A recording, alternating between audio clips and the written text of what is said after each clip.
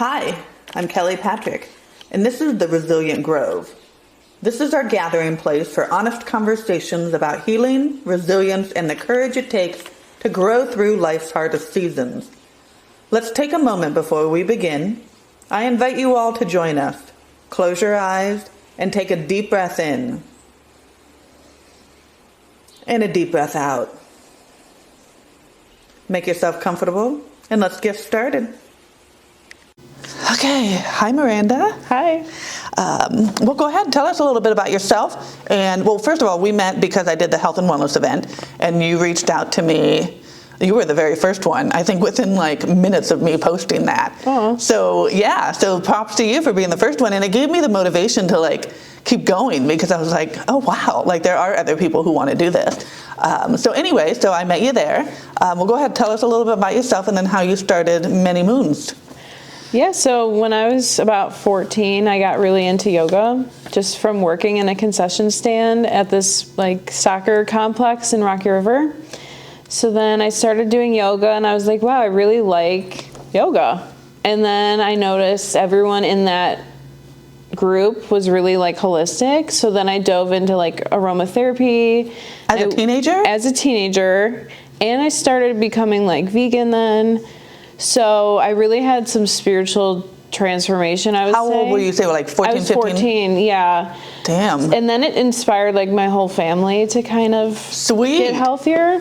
So that was really supportive. And then I grew through school and I went to Cleveland State. Okay, go ahead. Yeah, so I went to Cleveland State. I finished with a bachelor's degree there, but I really was like, this is not my calling. What was your degree in? It was journalism and PR. Okay. So like I do like expressing myself in writing, but I was like, I'm definitely not a 9-to-5 corporate What lady. did you intend to do? I didn't know. So then I went through a horrible breakup, like right after senior year of college. I was devastated. And I was just going to yoga a bunch, and I was living in Lakewood. I was going to the Source, which is now called like Lakewood Yoga. Yeah. So I was going there, and the woman that owned it at the time was like, why don't you just take my YTT? And I'm like, okay, hopefully it helps me get over my depression. So I really dove into yoga during that time. And that's when I became a Reiki master during those years, because I was working in this aromatherapy shop, and this woman's like, this lady's coming and doing a workshop, you should just take it. So it kind of all fell into place. When did the massage come into all of that? So then I was like, my friend and I call myself like a starving yogi, because I was just living off of yoga income and working in a bar. And it was like 2019, right before I got pregnant with my first son. She's like, you should really go to massage school. And I literally just had one massage from her.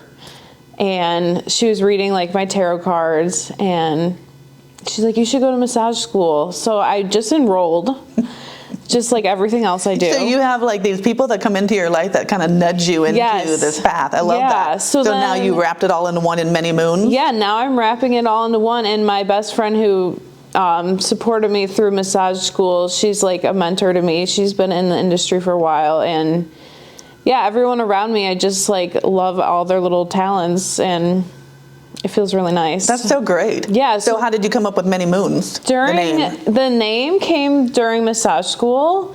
Actually, like my whole life, I kept telling my mom, like, I want to have kids and own a holistic center. And she was like, what are you talking about? But I guess I knew. And Many Moons just came up because we had to do a project at the end of the year. And I have this huge binder and this huge project with a business plan. And it first started as just Many Moons, and then I added Many Moons Healing back in February when I opened. Is it like many moons of your life, many stages of your life? Yeah, so that's kind of what I thought about. Yeah. Like any stage of your life, there's a moon cycle. You know, you always get a restart.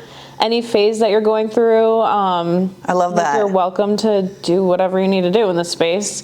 And the symbol that I use for my like logo is the triple goddess symbol. Okay. So that means like maiden, mother, and crone.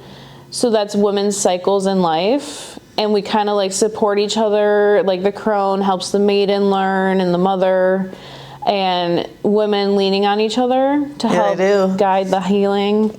I love it. And inside of the moons are pieces of nature, so reminding us that we're all connected and that we should step into nature more. Awesome. Yeah. So what services do you offer? So I offer Reiki. Massage is the main thing. But recently I've been really connecting with people and getting them to do massage with Reiki. So after your massage session, we do a Reiki service, and it really helps, I think, the body really absorb the massage, because we're really After sore. the massage, you would do the Reiki? Yeah, unless we feel called to do the Reiki before if you're not comfortable with touch. So it helps your nervous system calm down. But when we work on the energetic body, it manifests into your muscles as tightness. Right. So why aren't we addressing both at the same time? I love that. Yeah, I love it. It's like the best. And people that are like, have never even heard of Reiki are like, I'm obsessed with this feeling. So that was my next question is, a lot of people are into the holistic field. The medicine field, takes over a lot. And which one of the reasons why I'm doing this here is to bring more awareness to the holistic part of life. What would you say to people who are new to all of the things that you just talked about? Like, how do we get people to have just a little bit of curiosity and awareness to, like, there are some other options that might make you feel good? Yeah. What I basically tell people is it just helps your nervous system, which is the easiest thing for people to understand. It's facts. I mean, energy is everywhere. Do you think people even understand what their nervous system is? Probably to some point, but I think it's becoming more normal to understand your nervous system and to tackle, like, as a child learning, because even my daycare I use teaches coping skills now. Yeah. So I think it's definitely more known now than it was. It's definitely becoming more normal, and people are searching for actual healing inside them. Yeah. So that makes me happy. Me too. Just read an article this morning that in the next 10 years, Pilates and yoga are going to boost in just awareness and people who are choosing more health conscious routes. And I can see that now, where people are they're curious. Yes. It's which is why I feel like we're on the cusp of just like, we're there for you. When you're ready, we're there for you. Yeah, and that's what my whole, as a business owner, I get, I do have to pay bills and I support 3 children. But I'm also like, when the people will keep coming. Same. I feel the same way. It's a I wouldn't say a struggle, but it's definitely not easy to not have that stability of a 9-to-5 job. But I'm not that person either. Yeah. I did do it for many years and it was miserable. So I get it. It does make you sick. It makes me physically. Yeah. Well, you mentioned your boys. You got 3 boys. How old are they? Yeah, Luca is 5, Elijah is 3, and then the baby, Declan, he's 18 months. Wow. So you had been starting your journey long before they were born, same as me. How do you balance 3 little boys and what you just described, everything that you do? Well, honestly, when I'm in the moment with 3 little boys that are crazy, I'm like, how do people manage parenthood without what I know? Without the wisdom? Yeah, without knowing meditation. Yeah. And like taking a breath and being like, having that coping. Fine. Yeah, I didn't. I struggled through raising my children because I didn't have all that. And now that I have it, I go back and I apologize to them for all the things that I, and reacted. And they're like, no big deal. Like, as long as you apologize and acknowledge it, right? But yes, there's a part of me that wishes I could take this wisdom I have now and go backwards. So where you have it now is gold, Yeah, I love helping other moms to realize, like, I feel crazy myself, but like, we don't have to feel crazy. Yes, it can coexist. You can have the coping and you can have the craziness of the motherhood. Yes. Yeah, I love that. I've never heard that before. That's great. So on that note, you have struggled with co-parenting and raising those boys with a partner that is an addict. Yeah. Their dad definitely struggles in addiction. It's been a wild little roller coaster with him. When we first met, he was sober. And during that time, I was not a good influence on him. So I do take credit to that I wasn't a very self-aware person when I met him. And then we got pregnant with our first son. And that's when in me it clicked. Like, I'm a mother. I've always wanted to be a mother. So for me, it was kind of like the push into being sober myself. With him, you know, that's his own journey. So yeah, my one son grew up seeing a lot more than the other two did. By the time I had my second son, it kind of all clicked to me, like, I'm raising children. I cannot have this environment for my children. I know better. I want better for my children. So when my second was born, I up and left with a 2-year-old and a 3-month-old and just took whatever I had. He was in the bathroom and I just left, and we never came back. And thankfully, my parents and my best friend, who I talked about, let me live with them during that time. And it was, you know, my best friend and I joke, we're like, it was the worst time of my life, but it was also the best because, like, I was doing the right thing for my boys, and it made me connect more spiritually to myself. And, like, I started going to Al-Anon and the support group. So I was learning more about myself even too during that time. So his journey, was it sober addict, like that whole back and forth? Yeah, and then he became sober again with his time at the Lantern, which he loves it there, and I love the support there. It's a great facility. It's a nonprofit men's facility in Cleveland, and they also do a lot of family support there, which is not really supported in a lot of facilities. So during that time, I let him integrate himself back into my home, which was a big jump for me. And then we became pregnant with my third son, and he was sober for about 2.5 years, I would say. And then back in June of this year, it really hit me in the face, like, oh, we've definitely hit a relapse.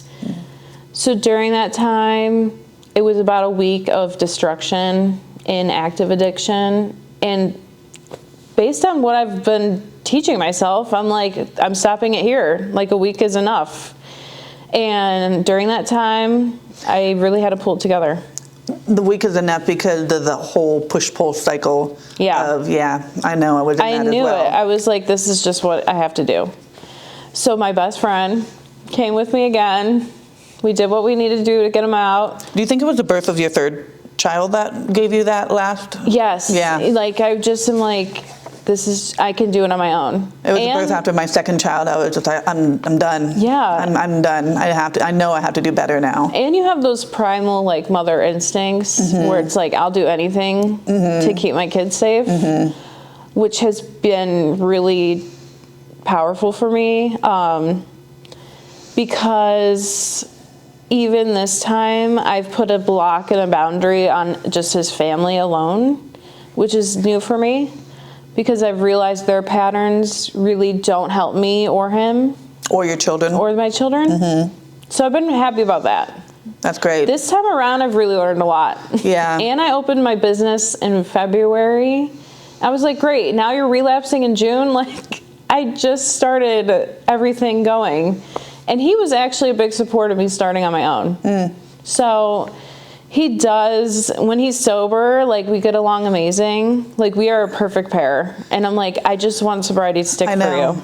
The word I've learned lately is coexisting. Yeah. I learned that all this can coexist together. We do. And it is kind of a beautiful thing, but it's also a bad thing, too. Yeah, I'm like, why did God put me in this weird situation and had kids with this guy? Right. But God puts kids where they need to go. Yeah.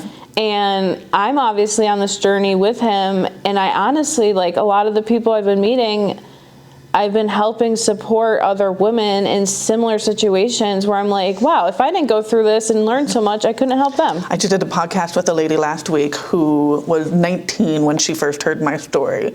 And she admitted, she was like, I thought you were crazy. Yeah. But here I am, 20 years later, thinking, oh my gosh. I need you. Yes. Yeah. So, yeah, you don't know in the moment who you're helping, and sometimes you don't ever know who you're helping. But yes, we're able to turn our pain into a purpose. Yeah, I'm very blessed by that. Yeah. I'm like, everything I'm doing is right. And even today, I had a Reiki session with someone. She was doing Reiki on me, and her message about the relapses was like, she said, every relapse brings us higher to God. And honestly, this time I've been seeing huge changes in him where I'm like, I do support you when you're sober. So he has been visiting the boys on the weekends with me, and it's great. And I'm like, we can, and the whole time I've been telling my children, like, we can learn to love people from afar when they're not healthy.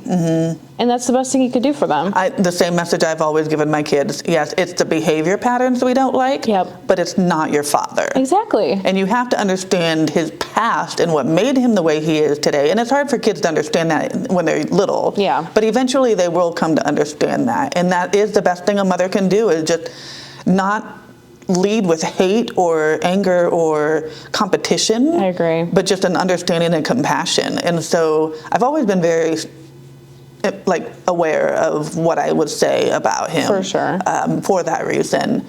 So on that note, what do you wish people, because a lot of people judge us, for all of that. And, well, why'd you take him back? Why'd you have 3 children with him? All those things. Like, why did you have another child with him? Like, yeah, you're right. But I wouldn't have grown up had I not had those children. So like you just said earlier, sometimes you have to have those situations in life to nudge you along. Yeah. So what would you tell people who don't understand that reality of living with an addict and co-parenting and coexisting with an addict? Yeah, in the beginning, it was really crazy and chaotic. And I didn't know, honestly, reaching out to those support groups makes you feel a lot stronger in your decisions. I also am nonstop talking to my therapist. Her and I have been in this together for about 3 years, and ever since I did seek therapy, my life has changed. Me too. Yeah. I'm I can make better decisions. I'm not ranting to my friends and trauma dumping. So what would you want people to understand about this kind of lifestyle that we have? It's a lot of self-care. Oh, yeah. Ironically, I've just learned that now. I know. Yeah. Sometimes I get mad at myself. I'm like, I'm 48. Why am I learning this now? My kids are grown. Why couldn't I have learned that a long time ago, right? But obviously there's a reason for all of this. Yeah. Did you ever consider staying, in the whole push and pull? I would be okay, well, it's not all the time. He was an addict every day. He drank alcohol every day, but it was the behaviors that were, not consistent. It was he would be great for a month or two and then a big blow up. And so for me, that was very, very difficult for me to leave because it wasn't bad all the time, right? So I did have that picture perfect. And somebody actually said that to me after I left. She said, your family was so perfect. You had the lawyer husband, your pretty wife, you had a boy and a girl. I was like, wow, you have no idea what's going on behind closed doors, right? Yeah, that happened to me, a lot of people the first time I left were we see it because he was down deep. The second time, even my neighbors across the hall were he's such a good guy. What do you mean? Yeah. I'm well, behind closed doors, it's hell. And it's horrible when he's using.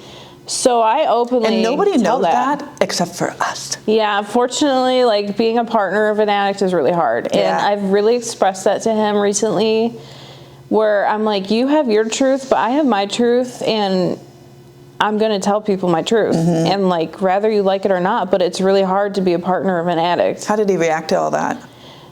He was great about it. He was a little nervous about the podcast. Oh, you told him about it? I told him, I was I'm doing a podcast about it. He's well, what are you going to say? I'm my truth. And it really, for a minute he was worried, but then he's you know what? You're right. You do have your truth. He's really when he's sober, he's very on the same level as me, so it's easy.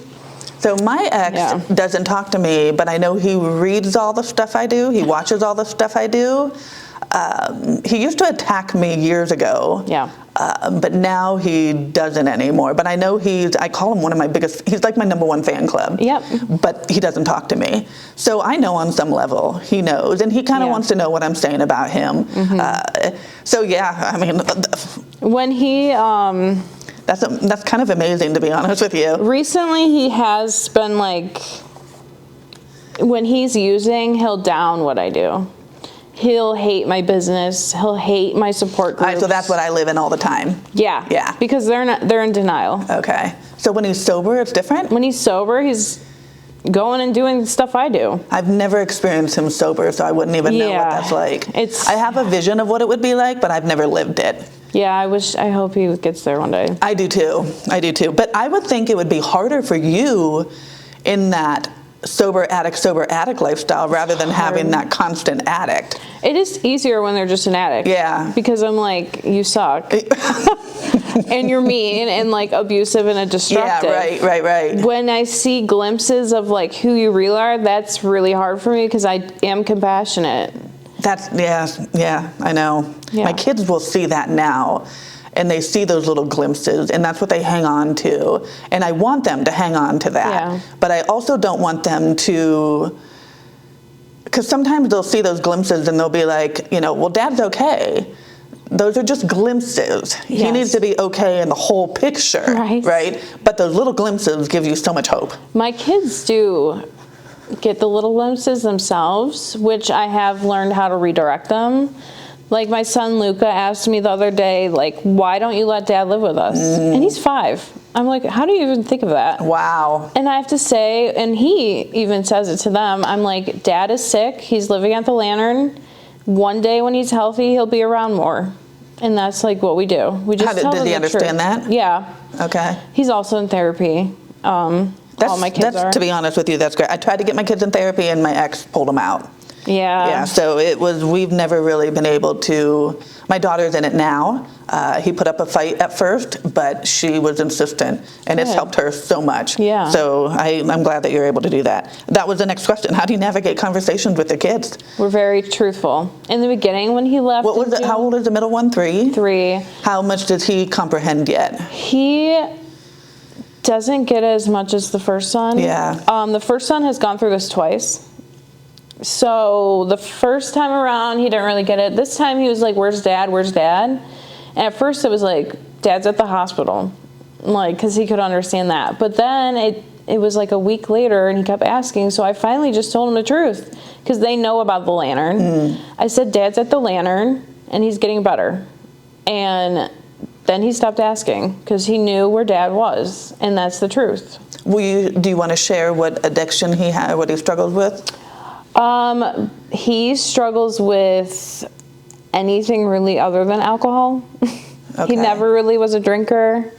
He really enjoys uppers. So it's a big battle. This time around, he was like, it was just marijuana, which he has a lot of mental illness, which I've tried telling him it's okay to address. Like, you really need help. And and like from what I was told by relatives, they noticed it as a child. And for me as a mother right now, it's kind of hard for me to be like, give them any grace of being a parent and noticing that in a child, because I'm like, you should have addressed it as a child. That's their mental health. Mm-hmm. So I think that his whole upbringing kind of failed him. Usually does. Yeah, and he went through a lot of trauma. He put a lot of trauma on himself, of course, through addiction. So now that you're balancing, like, he's finally going to a real therapist, and he's like, wow, I really see how that does really affect me. What do you think keeps pulling him back into the addiction? It's numbing the mental illness. I've definitely seen that myself, and he's kind of admitted to that. So I'm like, as long as you stay on your path, like, you should be set up for success. So, yeah, agreed. So mine is alcohol. Mm-hmm. He's, as far as I know, he's never done any drugs like that. But the alcohol, and he's a lawyer, so it's very acceptable. Yeah, they're social. Mm-hmm. And they all are, I shouldn't say they all, but most of them are addicts. And so it's just something that's almost culturally in that firm too. Mm-hmm. And so for him to go out and try to get himself healthy, it would be like, why? Like, everybody around me is the same as me. You're the only one that has the problem. And that's what the argument he would say, you're the only one that has a problem. Yeah. My whole family are drinkers. Everybody I work with are drinkers. You're the only one that has this issue. Mm-hmm. Well, I'm the only one married to you. Right. I'm the only one that has your children, right? But it was a losing battle because he's surrounded by people who enable him. You do have to change your environment. Yeah. Right. So we've both been able to help mothers along our way because of our journey. So what would you say to a woman, a mother, who is in the thick of where you're at? Yeah, so honestly, I this month had someone reach out to me for their sister-in-law who was struggling, and my biggest advice is just leave. Like, who cares about your house and your things? If you have anywhere to go, a friend, anyone to help you, there is resources like the Laura home.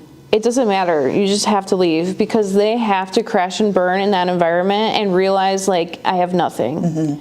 That's the only way they'll change. And if you do stay, what I didn't realize, that's a form of enabling. It is, yeah. And it was a sad thing to learn, because I thought I was helping him, but I was really enabling him. Yeah, you're keeping the roof over his head. And I kept the lifestyle up that allowed him to continue drinking.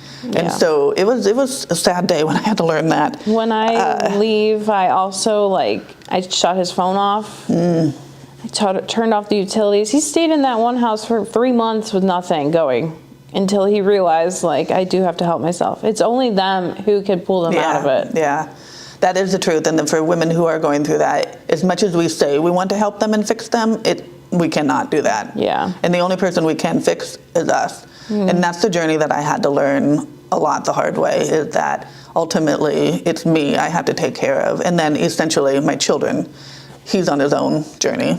Yeah, and it's then you have to deal with the opinions of other people. Yeah. And it's I don't really care what you think. I don't either. And I think one of the reasons why for this podcast is because it's so misunderstood. Everybody walks around thinking that we're all happily married. And I fell into that trap where I thought everybody was happily married. Yeah. Right? And I was the only one that had the bad marriage. I was the only one living with an addict. Turns out that's not true. Right. So not a lot of people are happily married. So I want to bring awareness to the fact that it may look different on the outside than what's really happening on the inside. And even just my children's therapy, their school has a support group for families that look different. And I'm that's fine. You still have a mom and dad that love you. Yeah.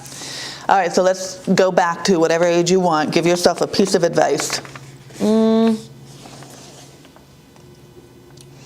I would say just slow down, and that you know your truth. And that would probably be it. I just learned that just now. Yeah. Slow down and, yes, know your truth and trust it. Yeah. And just trust it. Yeah, I make myself sick if I don't, so. Yeah. Well, thanks for doing this. Thanks, Kelly. This was great. Oh, it was great. Thank you.